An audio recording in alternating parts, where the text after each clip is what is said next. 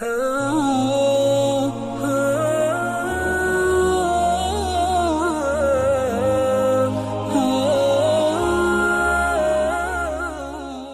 کے نیچے سبسکرائب کے بٹن پہ کلک کریں، بیل کے آئیکن پہ کلک کیجئے تاکہ ہر نئی ویڈیو کی نوٹیفیکیشن آپ کو ملے۔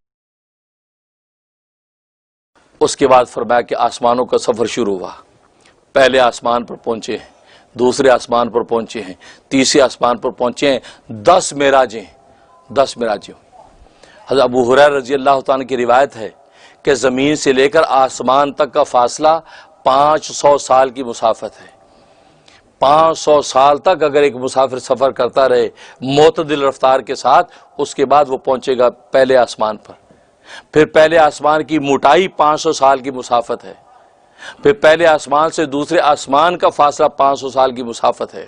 اب آپ اندازہ لگاتے چلی جائے، اس طریقے سے 10 معراجیں ہوئی ہیں۔ 7ویں آسمان کے بعد اب سدرۃ المنتہا تک پہنچے ہیں، تو سدرۃ المنتہا تک 500 سال کی مسافت ہے، اور سدرۃ المنتہا کا حجم یہ 500 سال کی مسافت ہے۔ پھر اس کے اوپر مقام صرف الاقلام کہ قلم لکھنے کی آوازیں، کیونکہ نبی پاک فرماتے ہیں جب میں اس سدرۃ المنتہا سے اوپر گیا ہوں تو میں نے تقدیر کے قلم لکھنے کی آوازیں سنی، کہ نوشتہ تقدیر کے اوپر جو قلم لکھتے ہیں، اور قلم لکھتے ہیں جب کاغذ پہ خاص سرسراہٹ آتی ہے، فرمایا میں نے وہ قلم لکھنے کی آواز سنی ہے۔ وہ مقام نوشتہ تقدیر تھا کہ لوح محفوظ میں سے ملائکہ احکام کو نوٹ کر کر کے لکھ رہے تھے، کب وہاں تک۔ اور اس کے بعد پھر اوپر گئے مقام احدیت تک، 500 سال کی مسافت ہے۔ اب آپ اندازہ لگا لیجئے کہ 10 معراجیں ہو رہی ہیں، اور 10 معراجوں میں 500 سال کی مسافت ہے۔ کتنا طویل ترین فاصلہ ہے، کتنا طویل فاصلہ ہے،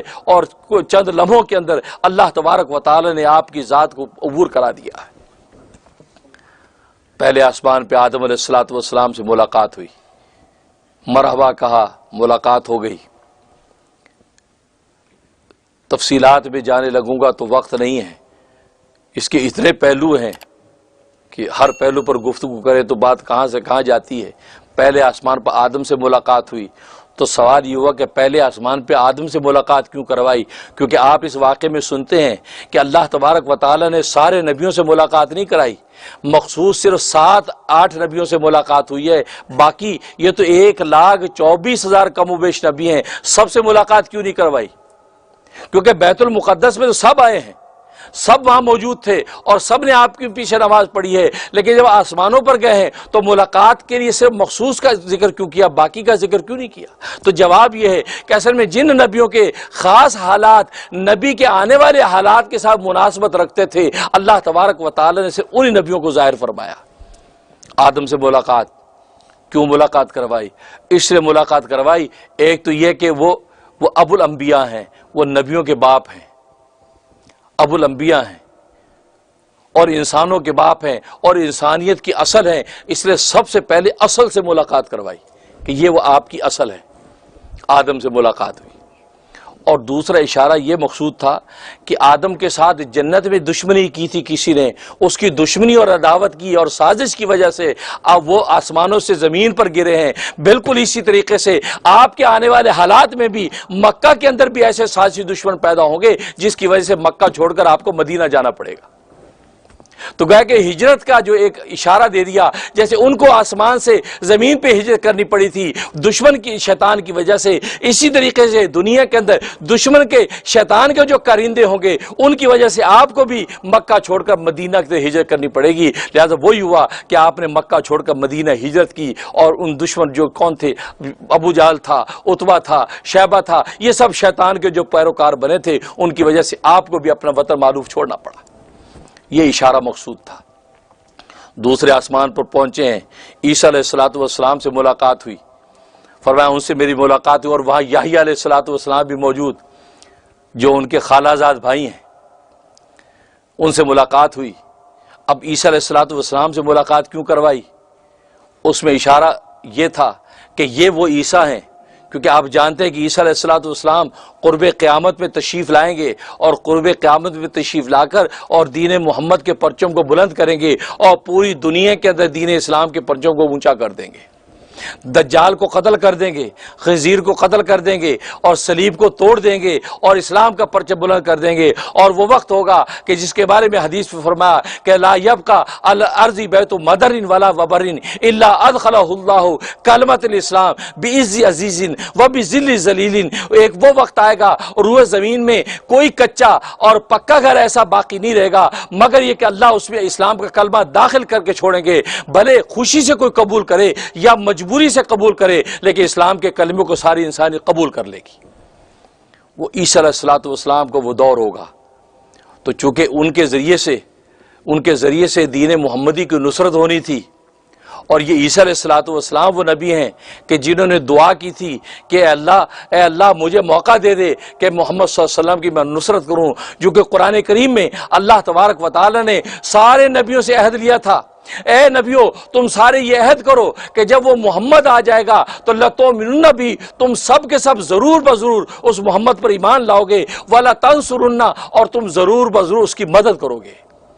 اللہ نے نبیوں سے پہلے سے عہد لیا کہ محمد آ جائے تو اگر تمہارے زمانے میں آ جائے تم اس پر ایمان نہیں بھی لانا اور تم اس کی نصرت بھی کرنا۔ تو حدیث میں آتا ہے کہ سارے نبی دعا کرتے رہے کہ ہمیں یہ شرف مل جائے، ہم ایمان تو محمد پر لے آئے ہیں لیکن محمد کا زمانہ مل جائے ہم اس کی نصرت اور مدد بھی کریں گے۔ کسی کے حق میں دعا قبول نہیں ہوئی، عیسیٰ علیہ السلام کے حق میں دعا قبول ہوئی کہ ان کو اللہ تبارک و تعالی نے آسمانوں پر زندہ اٹھا لیا اور قرب قیامت میں وہ تشریف لائیں گے اور آ کر وہ محمد صلی اللہ علیہ وسلم کی دین کی نصرت اور مدد کریں گے، یہاں تک کہ دین محمدی پوری دنیا کے اندر چھا جائے گا۔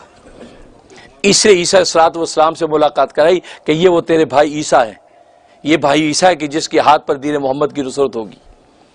اور دوسرا مقصد یہ تھا کہ جیسے عیسیٰ علیہ السلام کو یہود کی طرف سے مسائل اور مصائب پیش آئے تھے اور یہود نے آپ پر جو ہے کیچڑ اچھالا تھا اور آپ کو تکلیف ایذائیں دی تھی، اشارہ یہ کر دیا اے محمد آپ کی بھی یہ حالت ہوگی کہ یہود کی طرف سے آپ کو تکلیف و ایذائیں پہنچے گی جیسے عیسیٰ کو پہنچی، جیسے عیسیٰ کا وہ کچھ نہیں بگاڑ سکے اور عیسیٰ کا سر بلند ہوگا، بالکل اسی طرح محمد یہ یہود اپنی ایذاؤں سے تیرا کچھ نہیں بگاڑ سکے، تیرا پرچم ہی بلند ہوگا۔ یہ مقصود تھا۔ اور تیسرے آسمان پر پہنچے ہیں تو حضرت یوسف علیہ السلام سے ملاقات ہوئی۔ یوسف علیہ السلام سے ملاقات کیوں کروائی؟ اس لیے ملاقات کروائی کہ ایک تو یہ بتلانا مقصود تھا جیسے یوسف کے اپنے بھائیوں نے اس کے خلاف سازش کر کے اس کو کنویں میں ڈالا اور جو در بدر کر دیا، ایسے ہی یہ مکہ کے تیرے قومی بھائی ہیں، تیری قوم برادری کے لوگ ہیں، یہی تیرے ساتھ دشمنی کریں گے یہاں تک کہ تو مکہ چھوڑ کر مدینے جانے پر مجبور ہو جائے گا۔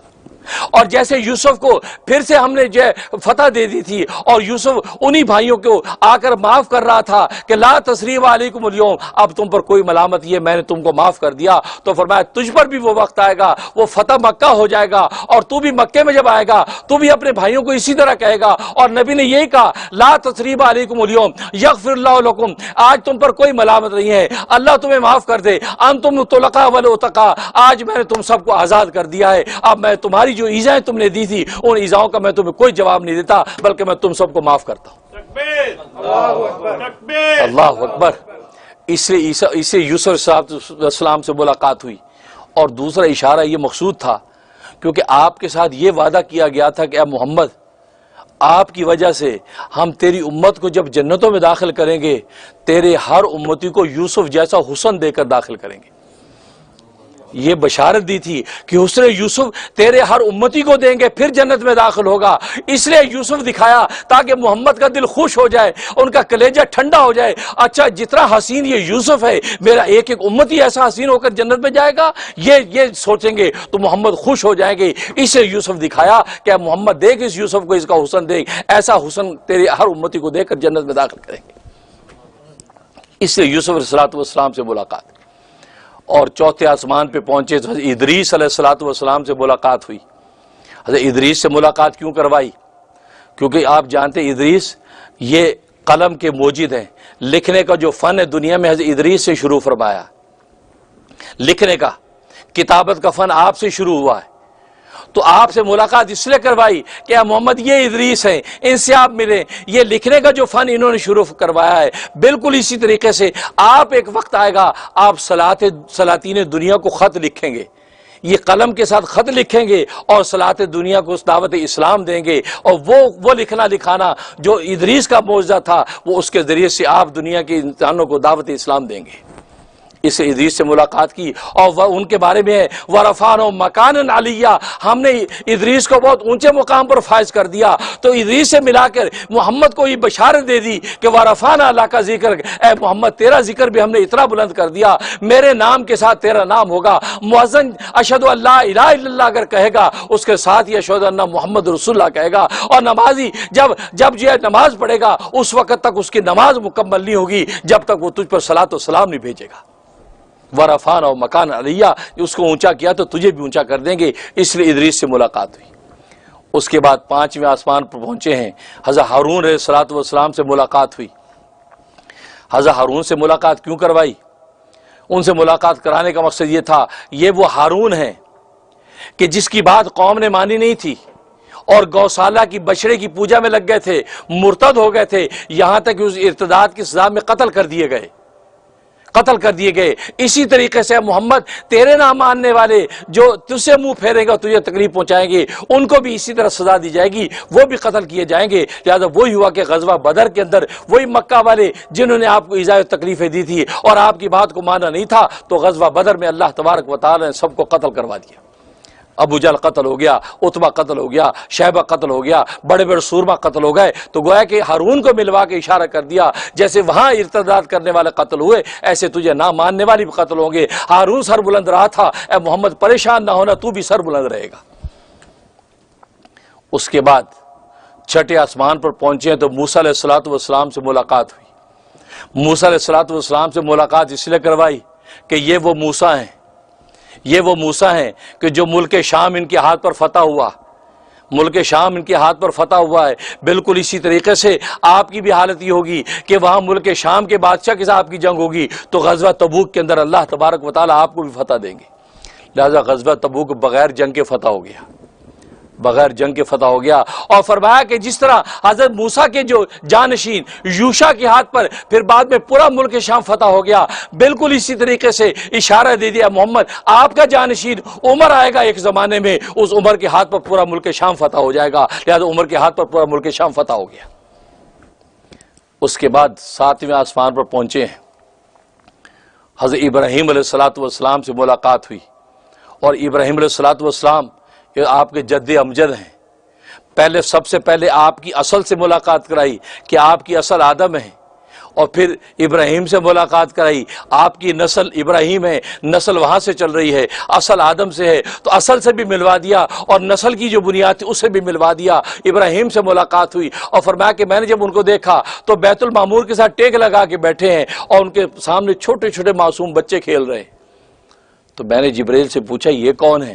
فرمایا کہ یہ ابراہیم جد امجد ہیں، ان کو سلام کیجئے۔ مرحبا ہوا، خوش آمدید ہوا، استقبالیہ ہوا۔ اس کے بعد پوچھا یہ بچے کیا ہیں؟ فرمایا کہ یہ مشرکین و کفار و مومین کے معصوم بچے جو مر جاتے ہیں وہ ابراہیم علیہ السلام کی آغوش میں اس تربیت پا رہے ہیں۔ اس لیے کہ مشرکین و کفار کے جو بچے معصوم مر جاتے ہیں وہ بھی جنتوں میں داخل ہوں گے، وہ جنتوں کے خادم ہوں گے، اور اس وقت وہ ابراہیم علیہ السلام کے پاس بیٹھے ہیں، کیونکہ معصوم بچے تو معصوم ہیں، ان پر تو کوئی کفر نہیں ہے، لہذا ابراہیم کی آغوش میں ہیں جن کو امام للناس بنایا۔ اس کے بعد فرمایا کہ 7 منزلیں عبور کرنے کے بعد 8 سدرۃ المنتہا پر پہنچے ہیں۔ سدرۃ المنتہا پہ جب پہنچے تو یہ 8ویں معراج تھی۔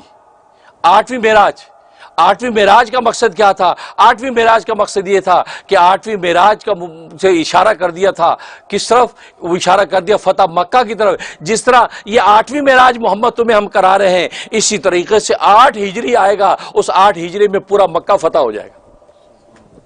لہذا 8 ہجری میں مکہ فتح ہو گیا۔ پھر سدرۃ المنتہا سے مقام شریف الاقلام کی طرف گئے، یہ 9ویں معراج تھی۔ 9ویں معراج میں اشارہ کر دیا کہ 9 ہجری کے اندر غزوہ تبوک ہوگا، تیرا عیسائیوں کے ساتھ ٹاکرا ہوگا، وہ عیسائیت جو اس وقت کی سپر طاقت ہوگی اس کے ساتھ تیرا ٹاکرا ہوگا۔ جس طرح یہاں 9ویں معراج میں تجھے بلندی مل رہی ہے، اسی طریقے سے 9 ہجری میں ہونے والے غزوہ تبوک میں تجھے فتح حاصل ہوگی۔ چاہے نبی پاک صلی اللہ علیہ وسلم بغیر جنگ کے غزوے کو فتح کر گئے۔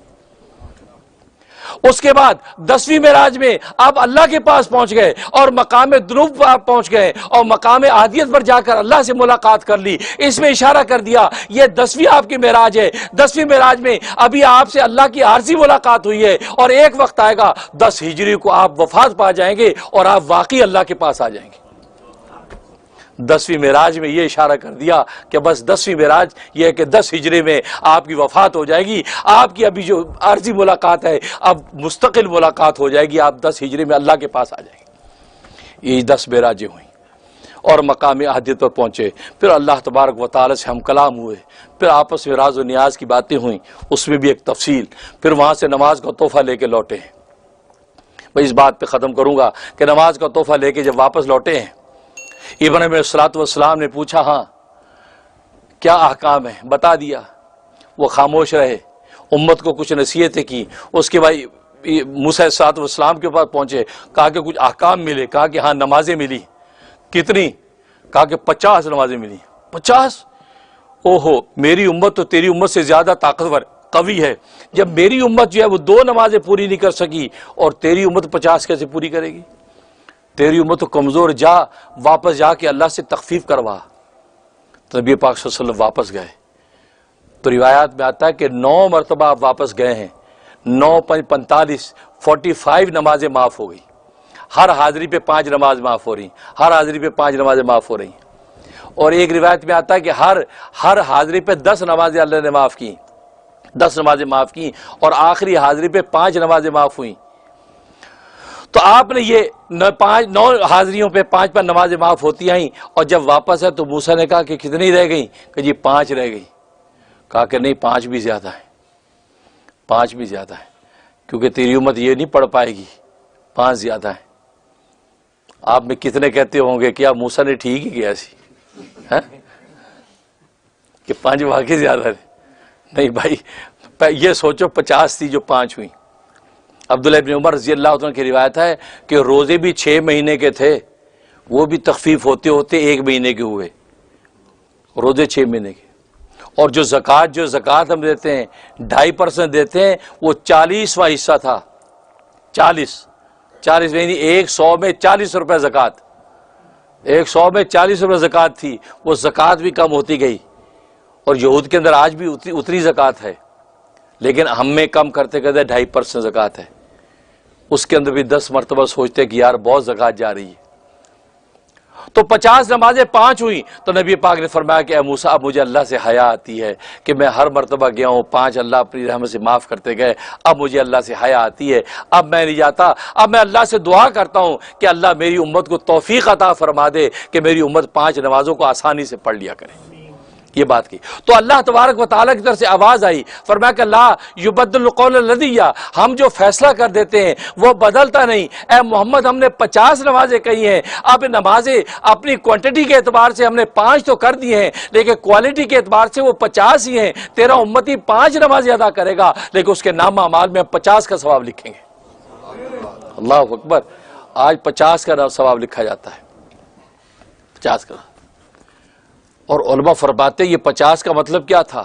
50 کا مطلب یہ تھا کہ ایک نماز 10 مرتبہ پڑھنی ہوگی. فجر کی نماز آپ کو 10 مرتبہ پڑھنی پڑے گی, ظہر کی نماز 10 مرتبہ پڑھنی پڑے گی, عصر کی نماز 10 مرتبہ پڑھے. اس طرح 50 تھی. تو جس کو اللہ تبارک و تعالی نے تخفیف کرتے کرتے سب کو ایک ایک کر دیا, سب ایک ایک کر دیا. فجر ظہر عصر مغرب ایک ایک کر کے باقی ساری جو 9 نمازیں معاف کر دیں. تو یہ اللہ کا کتنا بڑا انعام.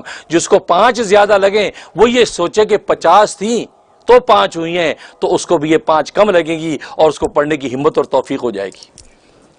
اب سوال یہاں پیدا ہوتا ہے کہ ابراہیم علیہ السلام تو آپ کے جد امجد ہیں, انہوں نے آپ کو یہ مشورہ کیوں نہیں دیا؟ موسیٰ کو تو کی کوئی رشتہ داری نہیں ہے, موسیٰ نے مشورہ دیا. حالانکہ حق تو بنتا تھا ابراہیم یہ مشورہ دیتے. آپ کے جد امجد بھی ہیں اور آپ ان کی دعا بھی ہیں. ابراہیم نے مکہ میں مانگا تھا کہ ربنا وبس, وہ بعثت کر دیا ایسے نبی کی, تو اللہ کے نبی کو آپ نے مانگا تھا اور آپ کی دعائیں, آپ دعائیں خلیل ہیں, تو آپ مشورہ دیتے.